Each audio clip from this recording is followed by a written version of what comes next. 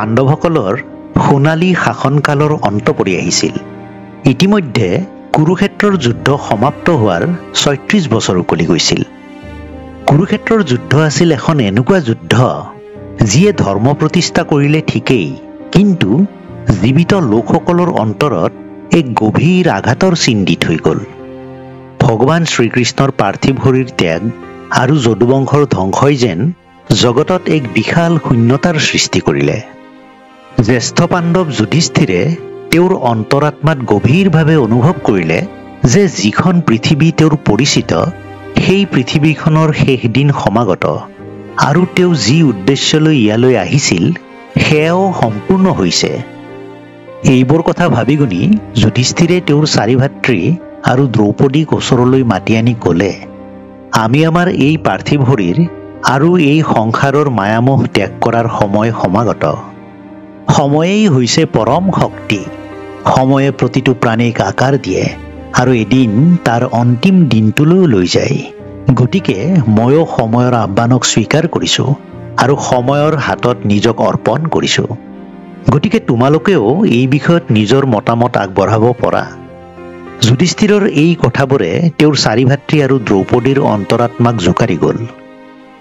যুদ্ধৰ পিছৰ পৰাই তেওঁলোকৰ প্ৰতিজনে আত্মীয় স্বজনক হেৰুৱাৰ দুখ আৰু অপৰাধ বোধৰ বোজা কঢ়িয়াই ফুৰিছিল।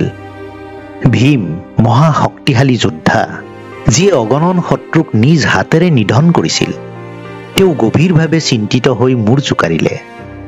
গাণ্ডীৱধাৰী অৰ্জুন, যিয়ে ভগৱান শ্ৰীকৃষ্ণৰ সহযোগত যুদ্ধত অৱতীৰ্ণ হৈছিল, তেওঁ মৌন হৈ ককায়েকৰ কথাত হয়ভৰ দিলে। তেওঁৰ চকুত আজিও সেই যুদ্ধৰ বিভীষিকা ভাহি আছে। তেওঁলোকৰ কনিষ্ঠ ভাতৃ নকুল আৰু সহদেৱেও জ্যেষ্ঠ ভাতৃৰ কথাত একমত হ'ল। পঞ্চপাণ্ডৱৰ পত্নী দ্ৰৌপদী, যাৰ জীৱনটো নানা ঘাত প্ৰতিঘাত অপমান আৰু কঠোৰ পৰীক্ষাৰ মাজেৰে পাৰ হৈ আহিছে, তেওঁ নিসংকোচে একেটা সিদ্ধান্তকে আঁকোৱালি ল'লে। ইয়াৰ পিছত যুধিষ্ঠিৰে অভিমন্যুৰ পুত্ৰ পৰীক্ষিতৰ হাতত হস্তিনাপুৰৰ ৰাজ্যভাৰ অৰ্পণ কৰিলে আৰু হস্তিনাপুৰবাসীক সম্বোধন কৰি ক'লে, হে মোৰ প্ৰিয় নাগৰিকসকল, মই মোৰ সম্পূৰ্ণ সামৰ্থ্য অনুসৰি আপোনালোকক সেৱা আগবঢ়াবলৈ প্ৰয়াস কৰিছিলোঁ। এতিয়া এই সংসাৰৰ মায়ামোহ ত্যাগ কৰি মোক্ষপ্ৰাপ্তি লাভ কৰাৰ সময় সমাগত। আপোনালোকে ৰাজ্যখনৰ আৰু আত্মীয় কুটুম্বৰ যতন ল'ব। সদায় ধৰ্মৰ পথ অৱলম্বন কৰিব, কাৰণ এই সংসাৰখনক ধৰ্মইহে পৰিচালনা কৰে। এই বুলি কৈ যেতিয়া যুধিষ্ঠিৰে তেওঁৰ চাৰি ভাতৃ আৰু দ্ৰৌপদীৰ সৈতে হস্তিনাপুৰবাসীৰ পৰা বিদায় ল'লে, তেতিয়া হস্তিনাপুৰবাসীয়ে বিৰহৰ বেদনাত চকু লুটুকিলে। তেওঁলোকে পাণ্ডৱসকলক হস্তিনাপুৰ এৰি নাযাবলৈ অনুৰোধ কৰিলে, কিন্তু পাণ্ডৱসকল তেওঁলোকৰ সিদ্ধান্তত অটল। বিদায়ৰ মুহূৰ্তত পাণ্ডৱসকলে কেৱল মাত্ৰ হস্তিনাপুৰ নামৰ এখন ৰাজ্যই এৰি অহা নাছিল, তেওঁলোকে এৰি আহিছিল ন্যায়, বলিদান আৰু ধৰ্মৰ নিদৰ্শন দাঙি ধৰা এখন সাম্ৰাজ্য। পাণ্ডৱসকলে যাত্ৰা আৰম্ভ কৰাৰ খন্তেক পিছতে কৰবাৰ পৰা এটা কুকুৰ আহি তেওঁলোকৰ যাত্ৰাপথৰ সংগী হ'ল। পাণ্ডৱসকল ধীৰস্থিৰে আগবাঢ়ি যাবলৈ ধৰিলে। তেওঁলোকৰ মন প্ৰাণ মোক্ষপ্ৰাপ্তিত কেন্দ্ৰীভূত হৈ আছিল। তেওঁলোকৰ প্ৰতিটো খোজ আছিল পাৰ্থিৱ সংসাৰৰ মায়ামোহৰ পৰা মুক্তি লাভ আৰু বৈৰাগ্যক আঁকোৱালি লোৱাৰ প্ৰতীক। এই যাত্ৰা কেৱল মাত্ৰ শৰীৰৰেই নাছিল, এয়া আছিল আত্মাৰো যাত্ৰা, যাৰ উদ্দেশ্য আছিল পৰমাত্মাত বিলীন হোৱা। হাবি জংঘল মৰুভূমি পাহাৰ পৰ্বত অতিক্ৰম কৰি এটা সময়ত পাণ্ডৱসকল গৈ লোহিত সাগৰৰ পাৰত উপস্থিত হ'ল। তেতিয়ালৈকে অৰ্জুনে তেওঁৰ গাণ্ডীৱ ধনুখন আৰু সৰভৰ্তি অক্ষয় তুণটো এৰা নাছিল। এই দুটা বস্তুলৈ তেওঁৰ জীৱনজোৰা কিবা এটা বিশেষ মৰম আছিল, কাৰণ এই বস্তু দুটাক তেওঁ দিব্য ৰত্নজ্ঞান কৰিছিল।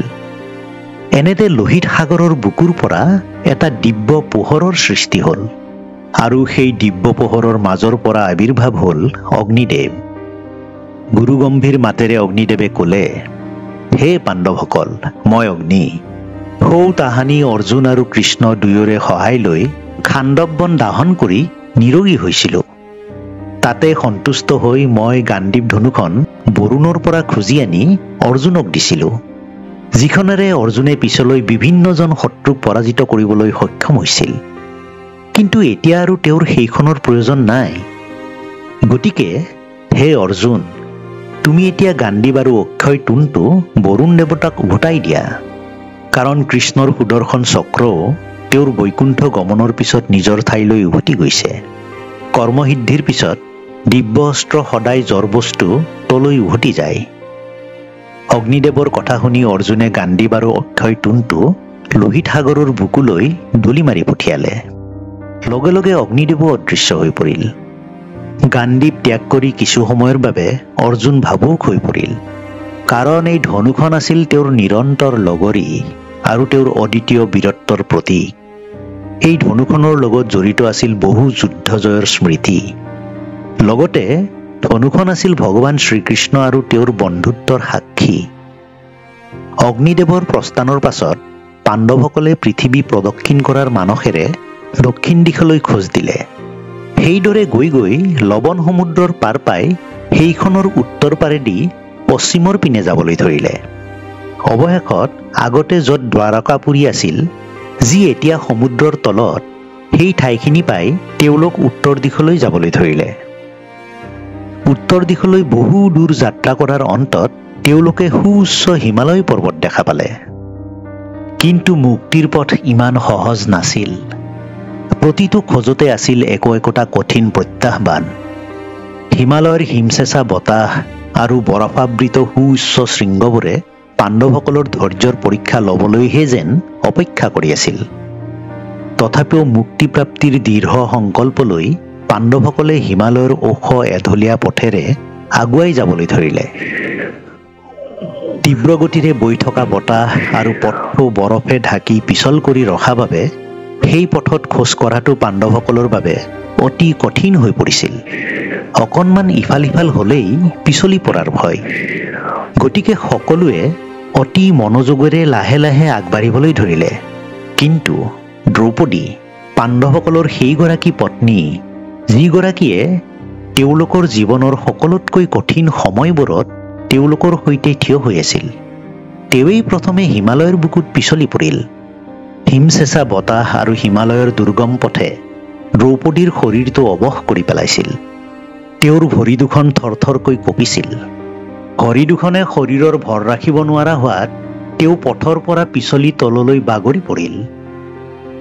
ভীম, যিয়ে দ্ৰৌপদীক সদায় ৰক্ষা কৰি আহিছিল, তেওঁ দ্ৰৌপদী পিছলি পৰাৰ ফালে দৌৰি গ'ল। কিন্তু এইবাৰ তেওঁ দ্ৰৌপদীক ৰক্ষা কৰিব নোৱাৰিলে, কাৰণ ইতিমধ্যে দ্ৰৌপদী বহু তললৈ বাগৰি গৈছিল। ইয়াকে দেখি ভীমে অসহায় দৃষ্টিৰে যুধিষ্ঠিৰৰ ফালে চাই সুধিলে, দাদা, দ্ৰৌপদী কিয় পিছলি পৰিল?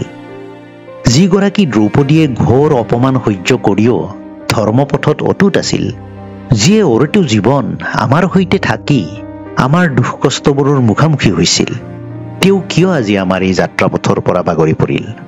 তেওঁৰ এই অৱস্থা কিয় হ'ল দাদা?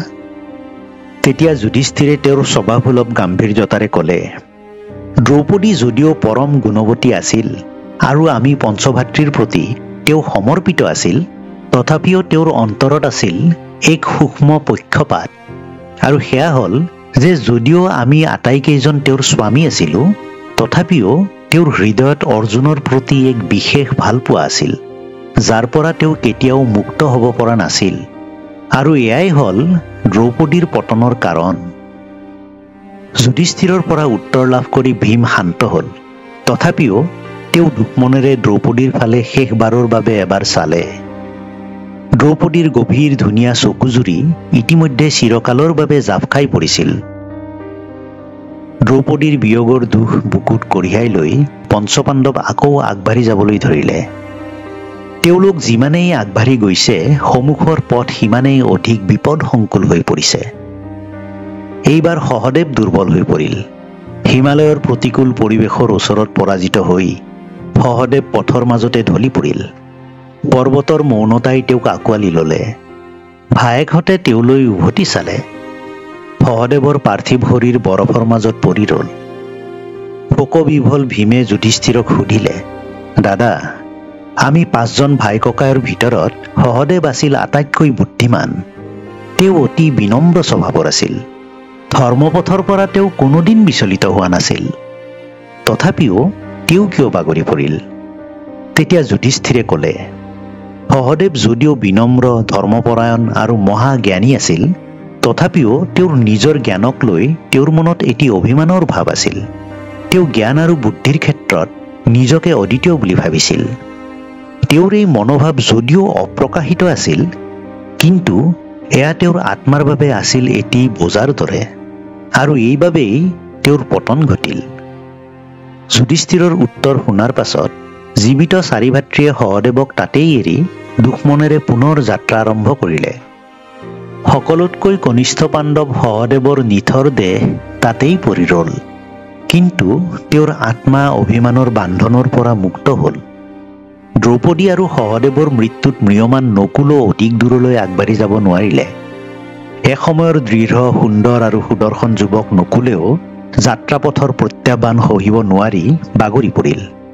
তেওঁ যেন আজি দুৰ্বল, ক্লান্ত আৰু ভাগৰুৱা।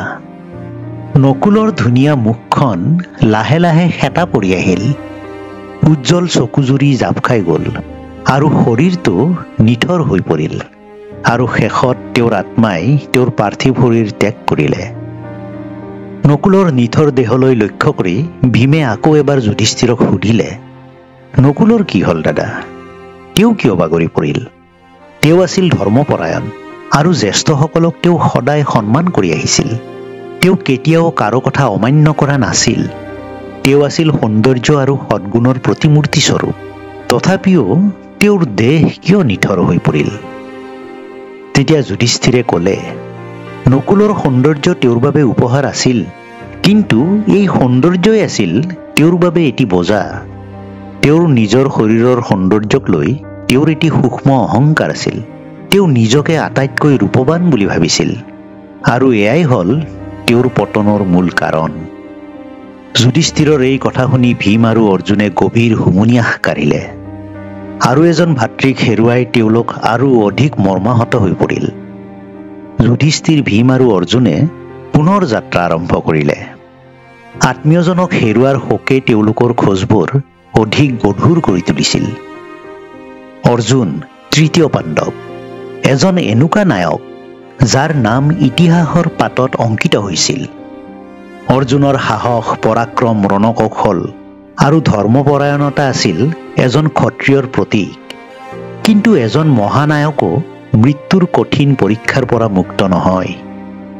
জীৱিত তিনি পাণ্ডৱ হিমালয়ৰ যিমানেই ওপৰলৈ যাবলৈ ধৰিলে, অৰ্জুনৰ ভৰিও সিমানেই অস্থিৰ হ'বলৈ ধৰিলে। যাত্ৰাপথৰ ক্লান্তি আৰু এৰি অহা অতীতৰ স্মৃতিৰ বোজা তেওঁ যেন আৰু কঢ়িয়াব নোৱাৰা হৈ আহিছে। প্ৰথমবাৰৰ বাবে এই শক্তিশালী যোদ্ধাজনক দুৰ্বল দেখা গ'ল। তেওঁৰ দৃষ্টিশক্তি, যি এটা সময়ত অতি তীক্ষ্ণ আছিল, সেই দৃষ্টিশক্তি আজি ধুঁৱলি কুঁৱলী। অৰ্জুনৰ ভৰি থৰথৰকৈ কঁপিব ধৰিলে। তেওঁৰ শৰীৰৰ শক্তি শূন্য হৈ আহিল, আৰু অৱশেষত তেওঁ বাগৰি পৰিল। এইদৰে অৰ্জুনক পৰি যোৱা দেখি ভীমে চিঞৰি উঠিল, আৰু জ্যেষ্ঠ ভাতৃ যুধিষ্ঠিৰক সুধিলে, হে দাদা, এয়া কিদৰে সম্ভৱ? অৰ্জুন, যি আছিল মহাভাৰতৰ যুদ্ধৰ শ্ৰেষ্ঠ যোদ্ধা, পৰম পৰাক্ৰমী শক্তিশালী বীৰ, ভগৱান শ্ৰীকৃষ্ণ আছিল যাৰ সখা, তেওঁ কিয় বাগৰি পৰিল? তেতিয়া যুধিষ্ঠিৰে ক'লে, অৰ্জুনো অহংকাৰৰ পৰা মুক্ত নাছিল। তেওঁ এজন ধনুৰ্বিদ হিচাপে নিজৰ বীৰত্বক লৈ এটা অহংকাৰৰ মনোভাৱ ৰাখিছিল। ভাতৃ ভীম, তোমাৰ মনত আছেনে, তেওঁ যে কৈছিল যে তেওঁ এদিনতে সকলো শত্ৰুৰ বিনাশ কৰিব? কিন্তু ক'তা এদিনতে তেওঁ সকলো শত্ৰুক বিনাশ কৰিবলৈ সক্ষম হৈছিল জানো? অৰ্থাৎ এয়া আছিল তেওঁৰ অহংকাৰ। এই অহংকাৰেই তেওঁৰ আত্মাৰ বাবে বোজা হৈ পৰিছিল, আৰু আজি তেওঁৰ আত্মাই তেওঁৰ শৰীৰ ত্যাগ কৰি এই বোজাৰ পৰা মুক্তি লাভ কৰিলে। এইদৰে কৈ যুধিষ্ঠিৰে পুনৰ যাত্ৰা আৰম্ভ কৰিলে। ভীমে তেওঁক অনুসৰণ কৰি আগবাঢ়ি গৈ থাকিল। কিন্তু অলপ দূৰ যোৱাৰ পিছত দুৰ্বল হৈ এইবাৰ ভীম বাগৰি পৰিল। দুৰ্বল শৰীৰেৰে কপা কপা মাতেৰে ভীমে যুধিষ্ঠিৰক সুধিলে, দাদা, ময়ো বাগৰি পৰিলোঁ। ময়ো আগবাঢ়িব নোৱাৰা হ'লোঁ। মই সকলো সময়ত আপোনাক সংগ দিছিলোঁ, প্ৰতিখন যুদ্ধত আপোনাৰ ঢাল হৈ থিয় দিছিলোঁ আৰু সকলো সময়তে আমাৰ পৰিয়ালটোক মই ৰক্ষা কৰি আহিছিলোঁ। কিন্তু এই যাত্ৰাপথত মই কিয় বাগৰি পৰিলোঁ? কি কাৰণে মই আৰু আগলৈ আগবাঢ়িব নোৱাৰা হ'লোঁ? তেতিয়া যুধিষ্ঠিৰে শান্তভাৱে গভীৰ দুখেৰে ভীমৰ ফালে চালে আৰু ক'লে, হে ভীম, তোমাৰ শক্তি অতুলনীয় আছিল আৰু তুমি আছিলা অতি সাহসী। কিন্তু তুমি খাদ্যবস্তুৰ প্ৰতি অতি লোভীয়া আছিলা। খাবৰ সময়ত তুমি সদায় আনৰ কাহিলৈ চাইছিলা। তুমি নিজকে অদ্বিতীয় শক্তিশালী বুলি গৰ্ববোধ কৰিছিলা আৰু আন সকলোকে তোমাতকৈ দুৰ্বল বুলি ভাবিছিলা। এইবোৰ কাৰণতেই তোমাৰ পতন ঘটিল। এই কথা কৈ যুধিষ্ঠিৰে পুনৰ যাত্ৰা আৰম্ভ কৰিলে। বায়ুপুত্ৰ মহাবলী ভীম সেই ঠাইতেই পৰি ৰ'ল। তেওঁ নিজকে হিমালয়ৰ বুকুত সমৰ্পণ কৰিলে আৰু চিৰকালৰ বাবে চকু মুদিলে। যুধিষ্ঠিৰে নিজৰ উদ্দেশ্যত অটল হৈ আগলৈ আগবাঢ়ি গৈ থাকিল। সন্মুখৰ যাত্ৰাপথ এতিয়া আৰু সাংসাৰিক মায়ামোহত আবদ্ধ নাছিল। এয়া আছিল জীৱন মৃত্যুৰ পৰিক্ৰমাৰ ঊৰ্ধত এক আধ্যাত্মিক যাত্ৰাপথ। কিন্তু যুধিষ্ঠিৰ এতিয়াও অকলশৰীয়া হোৱা নাছিল। তেওঁলোকৰ লগত যাত্ৰাৰ আৰম্ভণিতে লগ দিয়া কুকুৰটো এতিয়াও যুধিষ্ঠিৰৰ সৈতে খোজকাঢ়ি গৈ আছিল। এনেদৰে আগবাঢ়ি গৈ থাকোঁতে অলপ পাছতে আকাশ পৃথিৱী কঁপাই দেৱৰাজ ইন্দ্ৰৰ ৰথ আহি যুধিষ্ঠিৰৰ সন্মুখতে ৰলহি। দেৱৰাজ ইন্দ্ৰই যুধিষ্ঠিৰক ক'লে, আহা, এই ৰথখনত উঠি লোৱাহি। তোমাক লৈ যাবলৈকে ৰথ লৈ আহিছোঁ। যুধিষ্ঠিৰে চলচলীয়া চকুৰে ক'লে, কিন্তু হে দেৱৰাজ, মোৰ চাৰিওজন ভাই আৰু দ্ৰৌপদী যে ইয়াতে পৰি ৰ'ল, তেওঁলোকক এৰি থৈ মই আপোনাৰ লগত কেনেকৈ যাওঁ? ইন্দ্ৰই তেতিয়া ক'লে, হে ভৰত শ্ৰেষ্ঠ, তুমি চিন্তা নকৰিবা। তেওঁলোকৰ অশৰীৰী আত্মা ইতিমধ্যে স্বৰ্গ পাইছেগৈ। মাথোন সশৰীৰেৰে স্বৰ্গলৈ যাবলৈ বাকী আছে। এতিয়া তুমি মোৰ লগতে বলা, তাতে গৈ তুমি তেওঁলোকক লগ পাবা। এই কথা শুনি যুধিষ্ঠিৰে প্ৰথমে কুকুৰটোক ৰথত উঠিবলৈ আগবঢ়াই দিলে। ইন্দ্ৰই লৰালৰিকৈ আগচি ধৰি ক'লে, ৰ'বা, কুকুৰটো আকৌ কলৈ নিব খুজিছা? কুকুৰকতো স্বৰ্গলৈ নিব নোৱাৰি। তেতিয়া যুধিষ্ঠিৰে ক'লে, এই কুকুৰটো মোৰ লগে লগে আহি আছে, তাক মই কেনেকৈ এৰি থৈ যাম? বাটৰ লগৰীয়াক নিথৰুৱা কৰি এৰি থৈ গ'লে মোৰ মহাপাপ হ'ব। দেৱৰাজ ইন্দ্ৰই যুধিষ্ঠিৰৰ এই কথা শুনি তেওঁক বুজালে, ধৰ্মৰাজ, তুমি মোৰ দৰে অমৰত্ব, ঐশ্বৰ্য আৰু স্বৰ্গসুখৰ অধিকাৰী হ'বলৈ ওলাইছা। কুকুৰটোক এৰা। সামান্য এটা কুকুৰৰ কাৰণে অতবৰ সুসম্পদ ত্যাগ নকৰিবা। কিন্তু যুধিষ্ঠিৰ নিজৰ কথাত অটল হৈ ৰ'ল। তেওঁ ক'লে, হে সহস্ৰলোচন, মোক আপুনি ক্ষমা কৰক। মোৰ বাটৰ লগৰীয়া কুকুৰটোক বঞ্চিত কৰি মই অকলশৰে স্বৰ্গসুখ ভোগ কৰিবলৈ বাঞ্ছা নকৰোঁ। তেতিয়া দেৱৰাজ ইন্দ্ৰই শেষ কথা ক'লে, শুনা, কুকুৰক লগত লৈ কোনো সশৰীৰেৰে স্বৰ্গলৈ যাব নোৱাৰে। কাৰণ কুকুৰৰ দৃষ্টি পৰিলে যাগ, যজ্ঞ, দান দক্ষিণা ইত্যাদি সকলোবোৰ পূৰ্ণ কাৰ্যৰে ফল নষ্ট পায়। তুমি তোমাৰ ভাইৰাহঁত আৰু পত্নীক ত্যাগ কৰি আপোন পুণ্যকৰ্মৰ ফলত স্বৰ্গলোক লাভ কৰিছা। অথচ তোমাক এই কুকুৰটোৰ মোহে আগচি ধৰাৰ কাৰণ যে কি হ'ব পাৰে মই ভাবিয়েই পোৱা নাই। যুধিষ্ঠিৰে উত্তৰ দিলে, মৃতজনক কোনেও জীয়াই তুলিব নোৱাৰে। মোৰ ভাইকেইজন আৰু মোৰ পত্নীক পুনৰ জীয়াই তোলাৰ শক্তি মোৰ নাই। মৃত্যুৰ পাছতহে মই তেওঁলোকক ত্যাগ কৰিছোঁ। জীয়াই থকা অৱস্থাত মই তেওঁলোকক ত্যাগ কৰা নাই। আৰু এই কুকুৰটো যি মোৰ সুখ দুখৰ সমভাগী হৈ মোৰ লগে লগে আহি আছে, মই তাৰ একমাত্ৰ আশ্ৰয় হৈ পৰিছোঁ। এই জীৱিত প্ৰাণীটোক মই যদি এৰি থৈ যাওঁ, তেনেহ'লে মোৰ জীৱনত যত ধৰণৰ পাপ সম্ভৱ হ'ব পাৰে সকলোবোৰে মোক আগুৰি ধৰিব। গতিকে তাক এৰি থৈ মই স্বৰ্গলৈ নাযাওঁ। যুধিষ্ঠিৰৰ এই কথা শুনি কুকুৰৰ ৰূপ ধাৰণ কৰি থকা ধৰ্মদেৱে লগে লগে তেওঁৰ নিজৰ ৰূপ ধাৰণ কৰি ক'বলৈ ধৰিলে, ধন্য ধৰ্মৰাজ, তোমাৰ ধৰ্মভাৱৰ তুলনা নাই। হে পুত্ৰ, সেই কোন কাহানী বাই মই এবাৰ তোমাৰ জ্ঞান আৰু ধৰ্মভাৱৰ পৰীক্ষা লৈ থৈছোঁ। তুমি সেইবাৰ ভীম আৰু অৰ্জুনৰ পুনৰ্জীৱন নিবিচাৰি নকুলৰ পুনৰ্জীৱন বিচাৰিছিলা, যাতে তোমাৰ মাতৃৰ দৰেই তোমাৰ বিমাতা মাদ্ৰীৰো এজন পুত্ৰ জীয়াই থাকে আৰু আজি বাটত লগ পোৱা এটা কুকুৰৰ কাৰণে তুমি স্বৰ্গক তুচ্ছ কৰি দেখুৱালা। গতিকে স্বৰ্গটো তোমাৰ সমান পৰম ধাৰ্মিক কোনো নাই। ব'লা তুমি সশৰীৰে স্বৰ্গ আৰোহণ কৰি অক্ষয় লোকত বাস কৰাগৈ। এই কথা কৈ দেৱৰাজ ইন্দ্ৰই যুধিষ্ঠিৰক নিজৰ ৰথত তুলি লৈ স্বৰ্গ পোৱালেগৈ। স্বৰ্গ পায়েই যুধিষ্ঠিৰে ইন্দ্ৰক ক'লে, হে দেৱৰাজ, মোৰ ভাই 4জন আৰু দ্ৰৌপদী য'ত আছে মোক তালৈকে লৈ বলক। তেতিয়া ইন্দ্ৰই ক'লে, মহাৰাজ, তুমি এতিয়াও মানুহৰ ভাৱটো এৰিব পৰা নাই কিয়? তুমি নিজৰ কৰ্মবলেৰে যি স্বৰ্গজয় কৰি লৈছা, তোমাৰ ধৰ্মপত্নী আৰু 4 ভাতৃ এতিয়াও সেই স্বৰ্গৰ পৰিপূৰ্ণ অধিকাৰী হ'বগৈ পৰা নাই। এয়া হৈছে স্বৰ্গৰ সেই অঞ্চলটো য'ত কেৱল দেৱৰ্ষি, ৰাজঋষি আৰু সিদ্ধিসকলৰহে প্ৰৱেশৰ অধিকাৰ আছে। এই কথা শুনি যুধিষ্ঠিৰে ক'লে, হে দেৱৰাজ, যদি সেইটোৱেই হয় তেন্তে মোক তলৰ খাপৰ স্বৰ্গলৈ লৈ বলক, য'ত মই মোৰ মৰমৰ ভাইকেইজন আৰু গুণৱতী দ্ৰৌপদীক লগ পাম। মোৰ তাতেই থাকি ভাল লাগিব। এইদৰে স্বৰ্গত দুখোজমান অহা যোৱা কৰোঁতেই যুধিষ্ঠিৰৰ চকুত পৰিল যে দেৱতাসকলৰ মাজত দুৰ্বৃত্ত দুৰ্যোধন সূৰ্যৰ লেখীয়াকৈ পোহৰৰ ভঁৰাল হৈ মহা সুখেৰে বহি আছে। দুৰ্যোধনক দেখা মাত্ৰেই ধৰ্মৰাজ যুধিষ্ঠিৰে চিঞৰি উঠিল আৰু তেওঁ ক'লে, মোক এই স্বৰ্গ নালাগে, মই এনে স্বৰ্গত নাথাকোঁ। যিটো দুৰাচাৰীয়ে পাঞ্চালীক ৰাজসভাৰ মাজত অসীম কষ্ট দিছিল, যাৰ কাৰণে আমি বনবাসী হৈ ভাবিব নোৱাৰা কষ্ট হৈছিলোঁ, আৰু যাৰ দম্ভনাশ কৰিবলৈ গৈ অতবৰ বন্ধু বান্ধৱ আৰু আপোনজনক হেৰুৱালোঁ, সেই লোভী আৰু পাখণ্ড দুৰ্যোধনক মই চাবলৈ নিবিচাৰোঁ। তাৰ দৰে মহাপাপী যি স্বৰ্গত বাস কৰে সেই ঠাইৰ নাম স্বৰ্গ হ'বই নোৱাৰে, আৰু যদি সঁচাসঁচিকৈ সেয়াই স্বৰ্গ, মই তাত এক মুহূৰ্তও নাথাকোঁ। যুধিষ্ঠিৰৰ এনে কথা শুনি নাৰদে তেতিয়া মিচিকিয়া হাঁহি এটি মাৰি ক'লে, ধৰ্মৰাজ, তুমি ভুল কৰিছা।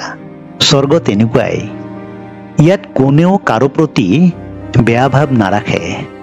এই দুৰ্যোধনক স্বৰ্গৰ সকলোবোৰ দেৱতা, গন্ধৰ্ব, ৰাজঋষি, মহৰ্ষিয়ে পৰম শ্ৰদ্ধাৰ চকুৰে চায়, কাৰণ তেওঁ ক্ষত্ৰিয় ধৰ্ম পালন কৰি যুদ্ধক্ষেত্ৰত মৃত্যুবৰণ কৰি অশেষ পুণ্য আৰ্জি এই স্বৰ্গৰ সুখ আনন্দ জয় কৰি লৈছে। সকলোৱে জানে তেওঁৰ জীৱনকালত মহাভয় উপস্থিত হ'লেও তেওঁ কোনো শংকা নকৰাকৈ তাৰ মুখামুখি হৈছিল। তোমালোকে তাহানি যিবোৰ কষ্ট পাইছিলা সকলোবোৰ পাহৰি পেলোৱা। দুৰ্যোধনেও তেওঁৰ সকলোবোৰ বৈৰী ভাৱ স্বৰ্গৰ দুৱাৰদলিতে খহাই থৈ আহিছে। এতিয়া তুমি তেওঁৰ লগত মিলিজুলি থাকিব পাৰিবা। এনেকৈ থাকিয়েই স্বৰ্গভোগ কৰা। তেতিয়া যুধিষ্ঠিৰে উত্তৰ দিলে, হে দেৱৰ্ষি, যাৰ কাৰণে পৃথিৱী উচন গ'ল আৰু যাৰ পাপৰ প্ৰতিকাৰ কৰিবলৈ গৈ আমি জ্বলি পুৰি মৰিলোঁ, সেই মহা অধৰ্মী, পাপাচাৰী, মিত্ৰদ্ৰোহী আৰু জ্ঞাতিদ্ৰোহী দুৰ্যোধন যদি এই স্বৰ্গৰ অধিকাৰী হৈছে, তেন্তে মোৰ সত্যনিষ্ঠ ভাইবোৰ আৰু ভাৰ্যা দ্ৰৌপদী কোনখন স্বৰ্গত আছেগৈ? কৰ্ণ, ধৃষ্টদ্যুম্ন, সাত্যকী, শিখণ্ডী, অভিমন্যু আৰু দ্ৰৌপদীৰ পঞ্চপুত্ৰ এওঁলোক ক'ত আছেগৈ? মই তেওঁলোকক চাব খুজিছোঁ। হে দেৱৰ্ষি, কওকচোন, মোৰ যিবোৰ আপোনজন দুৰ্যোধনৰ 100 ভাগৰ 1 ভাগো পাপী নাছিল, সেই মহাৰথীসকলে বাৰু স্বৰ্গবাসৰ অধিকাৰ পোৱাই নাই নেকি? তেনেহ'লে দেখোন পাপৰ উপৰি পাপ কৰিব পাৰিলেই স্বৰ্গ লাভ হয়। মই কি জঘন্য পাপ কৰিলোঁ যাৰ বাবে মোৰ ভাগ্যত পাপীৰ স্বৰ্গলাভ ঘটিছে? হে দেৱৰ্ষি, মোৰ ভাইবোৰ য'ত আছে সেয়াই মোৰ বাবে স্বৰ্গ, মোক তালৈকে লৈ বলক। তেতিয়া দেৱতাসকলে মাত দিলে, বোপা যুধিষ্ঠিৰ, তুমি যদি তেওঁলোকৰ ওচৰলৈ যাবৰ কাৰণে হেঁপাহ কৰিছা, তেনেহ'লে সোনকালে গৈ আহা, পলম নকৰিবা। এই বুলি কৈয়েই তেওঁক বাট দেখুৱাই নিবলৈ তেওঁৰ লগত এজন দেৱদূত পঠিয়াই দিলে। যুধিষ্ঠিৰে গম পোৱা নাছিল যে তেওঁক ছল কৰি খন্তেকৰ বাবে আন এঠাইলৈ নিবৰ কাৰণেই দেৱৰাজ ইন্দ্ৰই তেওঁক অতপৰে এখন মায়াস্বৰ্গতে ৰাখি থৈছিল। সেই মায়াস্বৰ্গত মানুহৰ ধাৰণা ভাৱনাবোৰে পৃথিৱীত কৰাৰ দৰে আমনি কৰিয়েই থাকে। দেৱদূতে যুধিষ্ঠিৰক বাট দেখুৱাই লৈ যাবলৈ ধৰিলে। পাপীবোৰ যিটো বাটেদি পৰলোকলৈ যায় সেইটো বাটেদিয়েই তেওঁক লৈ গ'ল। গোটেই বাটটো ঘোপমৰা আন্ধাৰে আৱৰা। মঙহ আৰু নাড়ীভুৰুৰ লেতেৰা বোকাৰে উপচি থকা গেলা তেজ আৰু পূজৰ গোন্ধে নাক সোপা মাৰি ধৰা এটা সুৰংগ পথ চাৰিওপিনে দপদপকৈ জুই জ্বলি আছে তীখাৰ ঠোঁট থকা কাউৰীৰ জাকে ৰমলিয়াই ফুৰিছে আৰু বেজিৰ লেখীয়া জোঙা মুখৰ শগুনৰ পালে আগুৰি ধৰিছে যুধিষ্ঠিৰে দেৱদূতক সুধিলে আৰু কিমান দূৰ যাব লাগিব মোৰ ভাইকেইটাক ক'ত পামগৈ তেতিয়া দেৱদূতে উত্তৰ দিলে হে ধৰ্মৰাজ দেৱতাসকলে মোক কৈ পঠাইছে আপোনাৰ ভাগৰ লাগিলেই উভতি যাবলৈ মনৰ কষ্ট আৰু ভেকেটা ভেকেট গোন্ধ সহিব নোৱাৰি যুধিষ্ঠিৰে আৰু আগবাঢ়ি নগৈ উভতি যাবলৈ মন কৰিলে এনেতে চাৰিওফালৰ পৰা কিছুমান কাটৰ কণ্ঠস্বৰ তেওঁৰ কাণত পৰিলহি হে ধৰ্মপুত্ৰ ৰাজৰ্ষি দয়া কৰি আপুনি খন্তেক পৰ থাকক আপুনি অহাৰ লগে লগে এয়া সুগন্ধি বতাহৰ জোৰমলয়া ববলৈ ধৰিছে আমি অলপ উশাহ ল'ব পাৰিছো আপুনি অহাত আমাৰ দুখ পাতলিছে এই কণ্ঠস্বৰ শুনি যুধিষ্ঠিৰ থমকি ৰল শূন্যৰ ফালে চাই তেওঁ সুধিলে কোন তোমালোক ইয়াত তোমালোকে কি কৰিছাহি লগে লগে ঢেৰ উত্তৰ আহিল প্ৰত্যেকেই নিজৰ নিজৰ চিনাকি দিলে মই কৰ্ণ মই ভীম মই দ্ৰৌপদী এই মাতবোৰ শুনি যুধিষ্ঠিৰ অবাক হৈ গ'ল অলপ পৰৰ পাছত দেৱদূতক ওচৰলৈ মাতি যথেষ্ট খঙেৰে ক'লে তুমি যিবিলাকৰ দূত তেওঁলোকক ক'বাগৈ মই আৰু উভতি নাযাওঁ মই ইয়াতে থাকিম মোৰ সলনি দুৰ্যোধনৰ লেখীয়া আৰু কোনোবা এজন পাপীক স্বৰ্গলৈ আনি থওকহি যুধিষ্ঠিৰৰ এনে কথা শুনি তেতিয়া দেৱদূতে উভতি গৈ দেৱৰাজ ইন্দ্ৰক যুধিষ্ঠিৰৰ মুখৰ কথাবোৰ দোহাৰিলে লগে লগে দেৱৰাজ ইন্দ্ৰ আৰু ধৰ্মদেৱ যুধিষ্ঠিৰৰ সন্মুখত আহি উপস্থিত হ'ল তেওঁলোক আহি পোৱাৰ মুহূৰ্ততে ঠাইখনৰ আন্ধাৰখিনি আঁতৰি গ'ল চকুৰ আগতে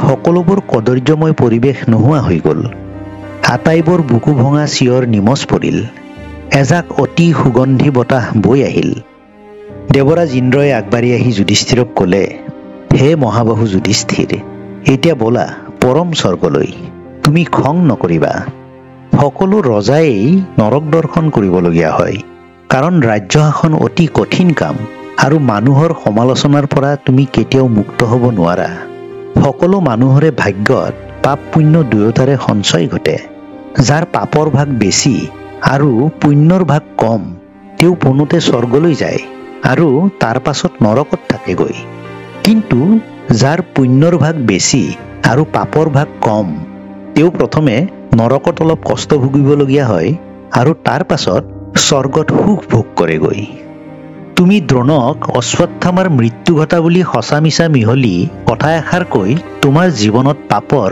অকণমান ছাঁ এটা পৰিবলৈ দিছিলা সেইকাৰণেই তুমি নৰকৰ দুৰণিবতীয়া গোন্ধ এটা ল'বলগীয়া হ'ল তোমাক অলপ চল কৰি নৰক দেখুৱালো তোমাৰ ভায়েৰা চাৰিজন আৰু তোমাৰ ভাৰ্যা দ্ৰৌপদীয়েও চলতে নৰক ভোগ কৰি গ'লহি এতিয়া তেওঁলোক আটাইবোৰেই স্বৰ্গভোগ কৰিছেগৈ তুমি পূৰ্বতে বহু কষ্ট ভোগ কৰিলা এতিয়া বলা শোকশূন্য হৈ আমাৰ লগত থাকিবাগৈ সৌখন আকাশী গংগা তাতে গা ধুই তুমি মানুহৰ ৰূপটোৰ পৰা মুকলি হৈ ল'বাগৈ বলা ধৰ্মদেৱেও যুধিষ্ঠিৰক ক'লে বোপা যুধিষ্ঠিৰ এয়া তৃতীয়বাৰ মই তোমাৰ পৰীক্ষা ল'লো তোমাক বিচলিত কৰাৰ সাধ্য কাৰো নাই তোমালোক কোনোজনেই নৰক ভোগৰ যোগ্য নোহোৱা অতপৰে তুমি যি দেখিলা সেয়া সকলোবোৰ ইন্দ্ৰৰ মায়া ইয়াৰ পিছত যুধিষ্ঠিৰে আকাশী গংগাত গা ধুই মানুহৰ দেহৰ খোলাটো খহাই পেলালে মানৱ দেহৰ সলনি দিব্য দেহ ধাৰণ কৰি